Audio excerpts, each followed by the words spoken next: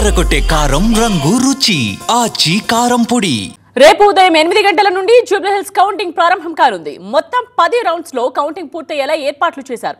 సాధారణంగా 14 టేబుల్స్ ఉంటాయని, కానీ 58 మంది అభ్యర్థులు ఉండడంతో కౌంటింగ్ కోసం 42 టేబుల్స్ ని ఏర్పాటు చేశామన్నారు ఆర్ఓ కర్నల్.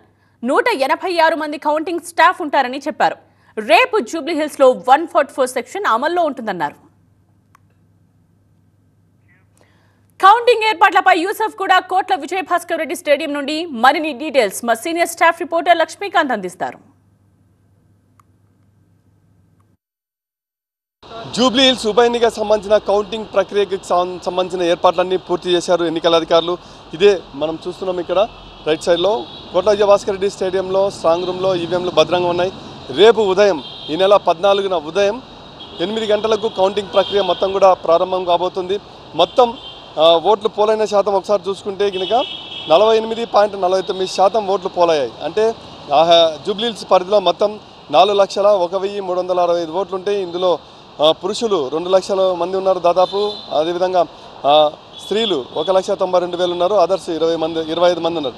సో ఈ ఓట్లు పోల్ అయిన పర్సంటేజ్ చూసుకుంటే కనుక పురుషులు 99,771 మంది పురుషులు ఓట్లు పోల్ చేశారు. అదేవిధంగా స్త్రీలు 94,855 మంది స్త్రీలు ఓటు వేశారు. అదర్స్ చూసుకుంటే 55 మంది. అదేవిధంగా టోటల్గా చూసుకుంటే 1,94,631 ఓట్లు పోలయ్యాయి. ఇందులో పోస్టల్ బ్యాలెట్ ఓట్లు వచ్చేసి 101 పోస్టల్ బ్యాలెట్ ఓట్లు పడ్డట్టుగా తెలుస్తుంది. సో మొత్తం ఈ ఓట్లను మొత్తం కూడా రేపు మార్నింగ్ 8 గంటలకు కౌంటింగ్ స్టార్ట్ చేస్తారు. మొదటిగా పోలింగ్ పోస్టల్ బ్యాలెట్ లెక్క పెట్టిన తర్వాత ఈవీఎంలో మొత్తం కూడా 42 టేబుల్స్లో 10 రౌండ్లలో మొత్తం ఈ కౌంటింగ్ ప్రక్రియ మొత్తం కూడా కంప్లీట్ చేయాలన్నది ఎన్నికల అధికారులు టార్గెట్గా పెట్టుకున్నారు. సో 8 గంటలకు కౌంటింగ్ ప్రక్రియ ప్రారంభమైతే దాదాపుగా 12 గంటల లోపలనే మొత్తం కూడా రిజల్ట్స్ వచ్చే అవకాశం ఉంది.